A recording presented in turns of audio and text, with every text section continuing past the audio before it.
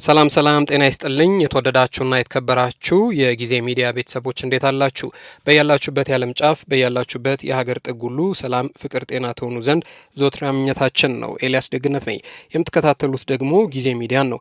በዛሬው መሰናዷችን በአዲስ አበባ በአንድ የንግድ ባንክ ቅርንጫፍ አንድ የጥበቃ ሰራተኛ የፍቅር ጥያቄ አቅርቦላት ምላሽ ባለማግኘቱ ምክንያት ሁለት ሰዎችንና ራሱን ስለመግደሉ ልንነግራችሁ ነው። በሌላ ዜና ደግሞ ከወደ መቱ አካባቢ ከጋብቻ ውጪ የወለደቻትን ልጅ በመግደል እልፍ ብላም መጸዳጃ ቤት ውስጥ በመክተት የተከሰሰችው ግለሰብ በእስራት ስለመቀጣቷ ልነግራችሁ ነው። እስከ ፕሮግራማችን ፍጻሜ ድረስ አብራችሁን ቆዩና መሰናዷችንን ተከታተሉልን። በቆይታችንም ላይ ሀሳብ አስተያየት ካላችሁ በሀሳብ መስጫ ሳጥን ላይ አስፍሩልን። በመጨረሻም ጊዜ ሚዲያን ሰብስክራይብ በማድረግ ቤተሰብ ታደርጉ ዘንድ ከወዲሁ በትህትና ጠየቅን። ክበሩልን።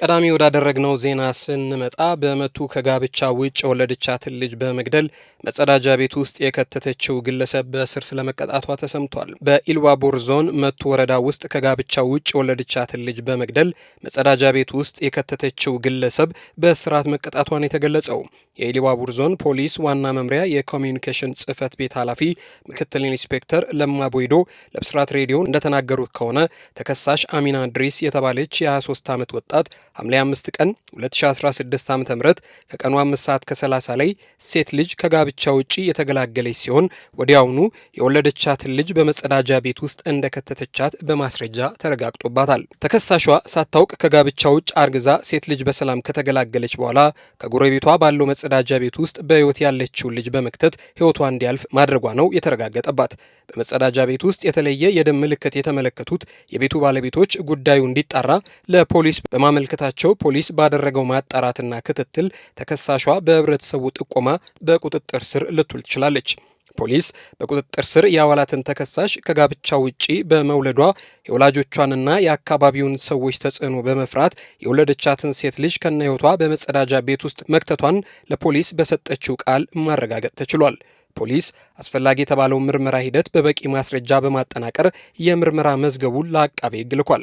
አቃቤ ህግም ከፖሊስ የተላከለትን የምርመራ መዝገብ በወንጀል ህግ ቁጥር 544 ንዑስ አንቀጽ 2 ልጅን አስቦ ወይም በቸልተኝነት በመግደል ወንጀል ክስ መስርቶባታል። የተመሰረተውን ክስ ሲከታተል የነበረው የኢሉባቡር ዞን ከፍተኛው ፍርድ ቤት ተከሳሽ በአቃቤ ህግ የተመሰረተውን ክስ ማስተባበል ባለመቻሏ እንዲሁም ጥፋተኝነቷን ሙሉ በሙሉ በመረጋገጡ አሚና እንድሪስ በ9 ዓመት እስራት እንድትቀጣ የካቲት 28 ቀን 2017 ዓ.ም በዋለው ችሎት ውሳኔ ማሳለፉን ምክትል ኢንስፔክተር ለማ ቦይዶ ጨምረው ለብስራት ሬዲዮ ተናግረዋል።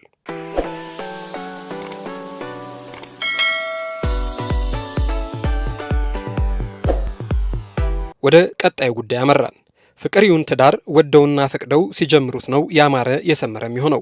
ትዳርም ይሁን ፍቅር ለገንዘብ ተብሎ አሊያ ደግሞ ያለ ውዴታ በግዴታ ተጀምሮ ከሆነ ዘመንን ሙሉ የሚጥሚጣ ወፍጮ ቤት እየዋሉ እያደሩ እንደመኖር አስሬ ተቃጠልኩ እያሉ ማነጠስ የማይቀርጣ ነው። ጉልበት አለኝ ታጠቅ ያለው ብሎ አንድን ሴት ያለ ውዴታዋ ካላገባሽኝ ብሎ ማለት እጅግ ያረጀና ያፈጀ ጉዳይ ነው። እንዲያ ባለ ግዴታ ውስጥ የሚፈጠር ትዳር ቀደም ብለን እንዳለው መጨረሻው መፍረስ አሊያ ደግሞ መተላለቅ ብቻ ነው። ሁሉ ሰው በዘመኑ ሲኖር አብሮት ሊኖር የሚፈቅደውና የሚሻው ሰው አለ። ዘመነኞቹ ታይፔ እንደሚሉት አይነት ማለት ነው። ሰው ሲጀምር ከጅምሩ ቅንጣት ታህል የመውደድ ጫፍ ከሌለው ሰው ጋር በጭራሽ አብሮ ሊኖር ቀርቶ አንድ ቀን እንኳን አብሮ ሊያድር አይፈቅድም። ታዲያ ይህ እውነት ሆኖ ሳለ እንዲህ በዘመነ ዘመን ካላገባሽም ብሎ የሰው መግደል ግን በብዙ ዓመታት ወደ ኋላ መቅረት ነው። በአዲስ አበባ የንግድ ባንክ የፍቅር ጥያቄ አቅርቦላት ምላሽ ባለማግኘቱ የጥበቃ ሰራተኛው ሁለት ሰዎችን ገድሎ ራሱን ስለማጥፋቱ ነው የተሰማው። በአዲስ አበባ ልደታ ክፍለ ከተማ ወረዳ 6 ካርላ አደባባይ አካባቢ በሚገኝ የኢትዮጵያ ንግድ ባንክ ቅርንጫፍ አንድ ግለሰብ ሁለት ሰዎችን ገድሎ ራሱን እንዳጠፋ ነው የአዲስ አበባ ፖሊስ ለቢቢሲ የተናገረው። ክስተቱ ያጋጠመው ትናንት ማክሰኞ መጋቢት 2 ቀን 2017 ዓ.ም ሲሆን ለሶስት ሰዎች ሞት ምክንያት የሆነው ሁኔታ የተፈጠረው ለፍቅር ጥያቄ ምላሽ አላገኘውም በሚል ምክንያት መሆኑን ፖሊስ ገልጿል።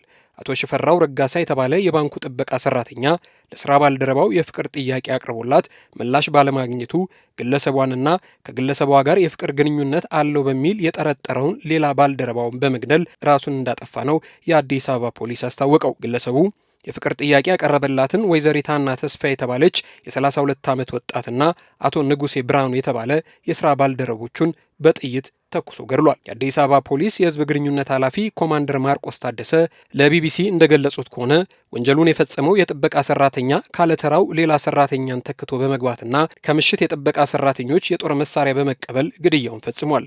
ግለሰቡ ግድያውን የፈጸመው ተጠርጣሪው ወደ ዕለታዊ ስራቸው እስኪገቡ ድረስ በመጠበቅ በመሳሪያ አቶ ንጉሴ ብርሃኑ የተባለውን ግለሰብ በሁለት ጥይት መትቶ መግደሉን ኮማንደር ማርቆስ ገልጸዋል። ግድያው ማክሰኞ መጋቢት 2 ቀን 2017 ዓ.ም ጠዋት ከ1 ሰዓት ተኩል እስከ 2 ሰዓት ሩብ ጉዳይ ድረስ ባለው ጊዜ ውስጥ መፈጸሙን የተናገሩት የአዲስ አበባ ፖሊስ ቃል አቀባይ ሁለቱ ግድያዎች መካከል እስከ 15 ደቂቃ የሚሆን የጊዜ ክፍተት እንደነበርም አመልክተዋል። ግድያውን የፈጸመው ግለሰብ ባልደረባውን ተኩሶ ከገደለ በኋላ ሌላኛውን የጥቃቱ ሰለባ ከመግደሉ በፊት ከድርጊቱ እንዲቆጠብ መጠየቁንና ነገር ግን ፈቃደኛ እንዳልነበረም ገልጸዋል። ግለሰቡ መሳሪያውን እንዲያስቀምጥና እጁን እንዲሰጥ በተደጋጋሚ ጥያቄ ቀርቦለት የነበረ ሲሆን በዚህ መካከልም ወደ ባንኩ አንደኛ ፎቅ በማምራት የፍቅር ጥያቄውን አልተቀበለችኝም ያላትን በተመሳሳይ ሁኔታ በጥይት መትቶ መግደሉንም ፖሊስ ገልጿል። ግለሰቡ ሁለቱም ባልደረቦች ከገደለ በኋላ በያዘው መሳሪያ የራሱንም ሕይወት እንዳጠፋ የአዲስ አበባ ፖሊስ የህዝብ ግንኙነት ኃላፊ ለቢቢሲ ገልጸው በክስተቱ በአጠቃላይ የ3 ሰዎች ሕይወት አልፏል ሲሉም ገልጸዋል። ሁለቱ ሟቾች ወይዘሪት ሀና ተስፋይና አቶ ንጉሴ ብርሃኑ የፍቅር ግንኙነት እንደነበራቸው የሚጠቁሙ ፎቶግራፎች መገኘታቸውን የጠቆሙት ኃላፊው ፖሊስ በምርመራው ስለ ግንኙነታቸው እንደሚያጣራም ገልጿል። ከዚሁ ክስተት ጋር በተያያዘ ፖሊስ እያካሄደ ያለውን የምርመራ ሂደት እንደሚቀጥልበትም አስታውቋል። ይህ እጅግ የሚያሳዝን ዜና ነው።